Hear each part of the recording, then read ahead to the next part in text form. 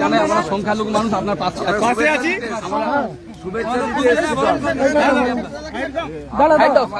দূরত্ব তৈরি করে রেখেছিল ওরা, আর পারবে না, আমরা সাথে আছি।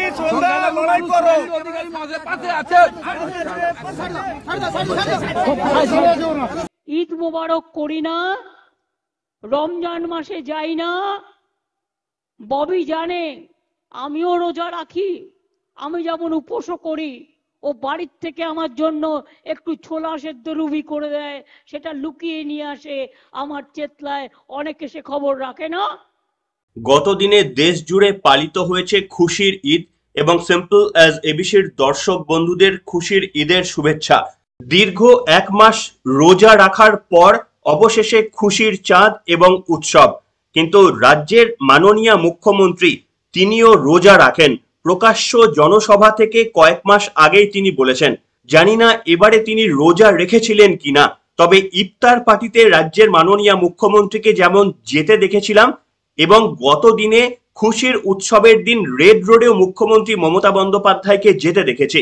তাই আপনাদের কাছে পর্বটা শুরু করলাম রাজ্যের মাননীয় মুখ্যমন্ত্রী মমতা বন্দ্যোপাধ্যায়ের একটি মন্তব্য দিয়ে, যেটি তিনি কয়েক মাস আগে বলেছিলেন যে তিনি রোজা রাখেন এবং ববি জানে সে কথা। এবারে কি করেছেন রাজ্যের সম্মানীয় মুখ্যমন্ত্রী সেটি আমাদের জানা নেই, কিন্তু প্রশ্ন হচ্ছে যেটি একটি উৎসব, যেটি সম্পূর্ণভাবে রাজনীতির উপরে থাকা উচিত ছিল, কিন্তু আমাদের রাজ্যে সেটা কার্যত হয় না। রাজ্যের মুখ্যমন্ত্রী মমতা বন্দ্যোপাধ্যায় রেড রোডে গিয়ে একেবারেই প্রত্যেকবারের মতোই এবারেও রাজনৈতিক ভাষণ দিলেন। পুরো বক্তব্যটি 15-16 মিনিটের বক্তব্যে পুরোটা কার্যত রাজনৈতিক ভাষণ ছিল। करके देखो, जितना भी जुमलाबाजी हो कर लो। आज चुनाव का टाइम में आप चुन चुन के मुस्लिम लीडर को फोन करते हैं और करके बोलता है क्या चाहिए। हम बोला कुछ नहीं चाहिए।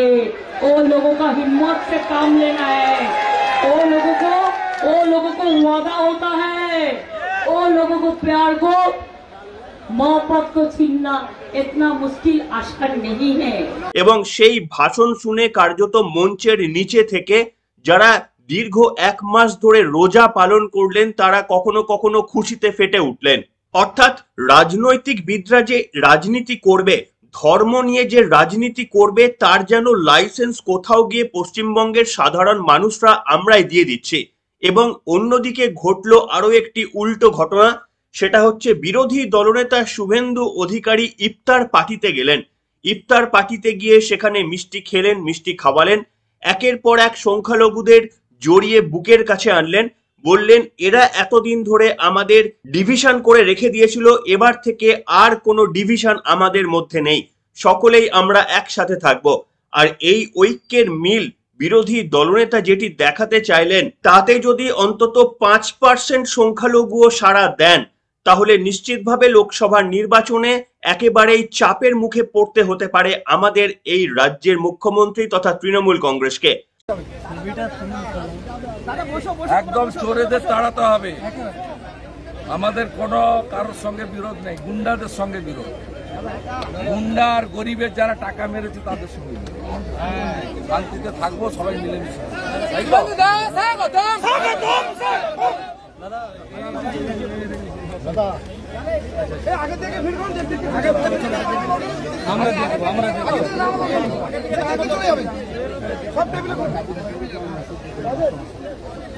আর আজকে এই সমস্ত গুরুত্বপূর্ণ বেশ কিছু তথ্য আপনাদের সামনে তুলে ধরবো। নমস্কার, welcome to simple as ABC. আপনাদের সকলকে স্বাগত জানিয়ে শুরু করছি আজকের বিশেষ খবর। প্রথমেই আপনাদের দেখাবো রাজ্যের মাননীয় মুখ্যমন্ত্রী মমতা বন্দ্যোপাধ্যায় রেড রোডে গিয়ে ঈদের শুভেচ্ছা জানালেন এবং তার পুরো বক্তব্যটি একেবারেই রাজনৈতিক বক্তব্য। যেমনটি রাজনৈতিক সমাবেশ থেকে বক্তব্য রাখেন, ঈদের উৎসব পালন করতে এসেও কেন প্রত্যেকটি কথাতে এই রাজনৈতিক বক্তব্য জড়িয়ে দিলেন তা নিয়ে কারোর কোনো আপত্তি দেখলাম না মঞ্চের নিচে থাকা ব্যক্তিদের। কোথাও গিয়ে এনআরসির কথা বললেন যে এনআরসির ভয় দেখালেন, আবার কোথাও গিয়ে ইউসিসির কথা বললেন, কোথাও গিয়ে আবার কেন্দ্রীয় তদন্তকারী সংস্থার বিরুদ্ধে আক্রমণ জানালেন। আপনাদের শোনাবো সেই ছোট্ট অংশটি। আপনাদের পরিবার পরিজন যারা বাইরে কাজ করে তাদের বলবেন ভোটটা যেন দিয়ে যায়, তা নাহলে তাদের নামগুলো কেটে দেবে। পরে বলবে মাছের মাথাটা দেখছেন তো, ওটা হচ্ছে ক্যাপ, আর লেজাটা হচ্ছে এনআরসি, আর মধ্যেখানে পেটিটা হচ্ছে ইউনিফর্ম সিভিল কোড। এটা যদি না চান, বরাবরই আপনাদের আশীর্বাদে দোয়ায় আমরা কিন্তু এখানে আছি। আমি এখনো বলি তৃণমূল কংগ্রেসের সাথে, যদিও এখানে বলা উচিত নয়। শুনলেন বন্ধুরা, কার্যত যেন পরিষ্কার হয়ে যায় যে আমি ততক্ষণই হয়তো আপনাদের সমর্থন করব যতক্ষণ আপনারা আমাদের পাশে থাকবেন। তেমনই কি বার্তা? তা যদি না হয় তাহলে তো ভোটের মরশুমে প্রত্যেক দিনই তো মুখ্যমন্ত্রী রাজনৈতিক কথা বলার সুযোগ পাচ্ছেন। একটা দিন মঞ্চের ওপর থেকে হয়তো যদি দু একটা কথা কমই বা বলতেন, ক্ষতি কি থাকতো?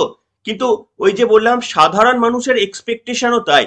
তারাও হয়তো কোথাও গিয়ে চান উৎসবের দিনেও রাজনৈতিক কথাবার্তা হোক, সেটাতে সাধারণ মানুষও হয়তো কোথাও গিয়ে মান্যতা দিয়ে দিয়েছেন। কেন্দ্রীয় তদন্তকারী সংস্থা নিয়ে মমতা বন্দ্যোপাধ্যায় মোদির উদ্দেশ্যে বললেন, একটা বড় জেলখানা তৈরি করো, সেখানে 130 কোটি মানুষকে রাখার ব্যবস্থা করো। বিরোধী দলনেতা শুভেন্দু অধিকারী বললেন, আপনাদের ভাই ইতিমধ্যেই তিহার বা জেলে রয়েছে, পার্থ চট্টোপাধ্যায়, অনুব্রত মণ্ডল ইতিমধ্যেই রয়েছে, আপনাকে জেলখানা নিয়ে চিন্তা করতে হবে না। মাফলার গিয়েছে ভেতরে, এবার পালা হাওয়াই চটির বলে জানালেন শুভেন্দু অধিকারী। দেখাবো সেই তরজা। इनकम टैक्स में डाल दो, सबको ईडी में डाल दो। हम बोला इससे आधा तो अच्छा है, आप एक जेल खाना बना दो, सब लोग चला जाएगा। लेकिन हिंदुस्तान में 130 करोड़ का 130 करोड़ का देश है, अब सबको जेल में डाल सकता है। হ্যাঁ, মমতা ব্যানার্জি বলছেন যে একটা জেলখানা বানিয়ে দিন, আমরা সবাই ঢুকবো, ইডি সিবিআই এগুলো দিয়ে চলবে না, 133 কোটি দেশ, আপনি সবাইকে জেলখানা বানানো আছে। উনার ভাই কেষ্ট যেখানে আছে সেটাই তো জেলখানা, তিহার জেল। খুব বড় জেল আছে। ভোর 3:30টায় উঠতে হয়, প্যারেড করতে হয়, বিকেল 4টার সময় রাত্রে খাবার খেতে হয়, ফোন ব্যবহার করা যায় না। বানানো আছে, বড় জেল আছে। উনার ভাইরা আছে তো, বালু ভাই আছে, মোটা পার্থ আছে, পার্থদা, আমার পার্থদা কোথায়? আমার পার্থদা মহাসচিব, ওনার প্রিয় পাত্র কেষ্ট আছে, মাফলার গেছে, এবারে হাওয়াই চটি যাবে, চিন্তা নেই। শুনলেন বন্ধুরা, এই রাজ্যে তৃণমূল কংগ্রেস বা রাজ্যের শাসক দলের একটা রীতিনীতি রয়েছে। তারা কিন্তু তাদের ব্যক্তিগত সমস্যাগুলি, যেটা তৃণমূল কংগ্রেসের একান্ত কিছু কিছু নেতাদের সমস্যা, সেটা সাধারণ মানুষের সমস্যা হিসেবে তুলে ধরতে চান। এই ধরুন, কেন্দ্রীয় তদন্তকারী সংস্থা যে দুর্নীতির দায়ে বারবার তৃণমূল নেতৃত্বকে একেবারে জিজ্ঞাসাবাদের জন্য ডাকছে, তৃণমূল কংগ্রেস নেতৃত্ব ব্যাপারটিকে ঘুরিয়ে দিয়ে বলতে চায়, এই যে সাধারণ মানুষকে কেন্দ্রীয় তদন্তকারী সংস্থা যে অত্যাচার করছে, এর জবাব সাধারণ মানুষ দেবে। সাধারণ মানুষকে কোথায় কেন্দ্রীয় তদন্তকারী সংস্থা অত্যাচার করছে? যারা তৃণমূল কংগ্রেসের প্রভাবশালী নেতৃত্ব, যাদের বিরুদ্ধে দুর্নীতির অভিযোগ রয়েছে, কেন্দ্রীয় তদন্তকারী সংস্থা কিন্তু তাদেরকেই তলব করছেন, এমনটা কিন্তু আমরা জেনেছি। কোনো একজন কৃষক বা কোনো একজন মাঝি বা কোনো একজন ফুল বিক্রেতা, কোনো একজন সবজি বিক্রেতাকে কিন্তু ইডি সিবিআই ডাকেনি। ঠিক তেমনটা ভাবেই মুখ্যমন্ত্রী মমতা বন্দ্যোপাধ্যায় বলতে চাইলেন, এমন একটা বড় জেল তৈরি করো যে 130 কোটির দেশবাসী সেখানে জায়গা পাবে। কেন 130 কোটি মানুষের একটা বড় জেলে থাকার প্রশ্ন উঠছে? কখনোই এমন কথা কোনো রাজনৈতিক দল বলেনি, আর এমন ভয় কোনো রাজনৈতিক দল দেখায়নি। যারা নিজেরা ভয় পাচ্ছেন, যাদের নিজেদের মনের মধ্যে অপরাধমূলক প্রবৃত্তি কাজ করছে, তারাই জেলে যাবার ভয় পাচ্ছেন। নিজেদের প্রবলেমগুলি সাধারণ মানুষের প্রবলেম হিসেবে তুলে ধরে সাধারণ মানুষের কাছ থেকে সমর্থন পাওয়ার নির্লজ্জ প্রয়াসটার কারণ ভয় দেখিয়ে এই সমর্থন কার্যত আদায় করার চেষ্টা করা হচ্ছে।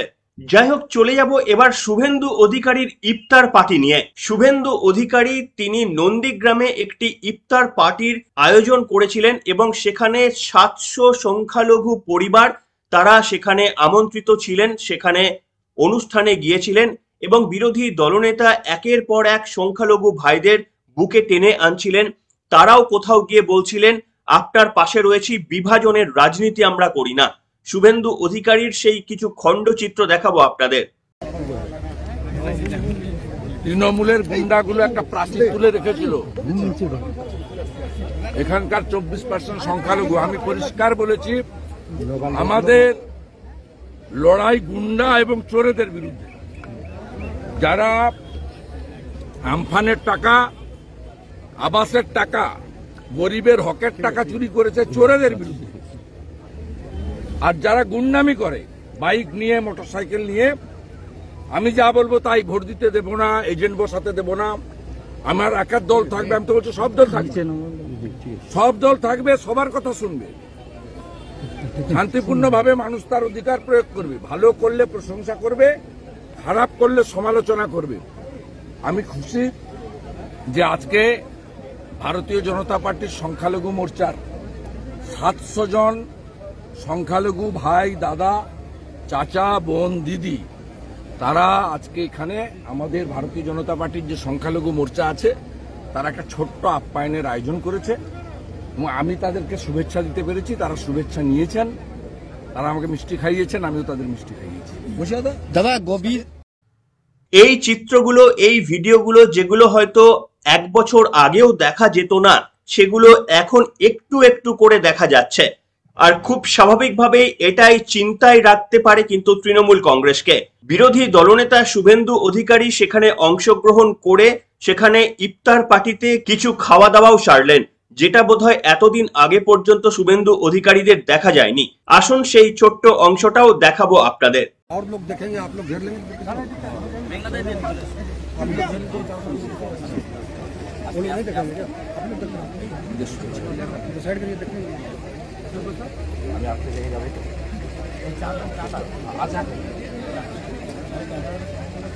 जुलफी का खाई दीजिए ना, जुलफी का रास्ते पीछे भी आदमी को देखने दीजिए, साइड हो जाए।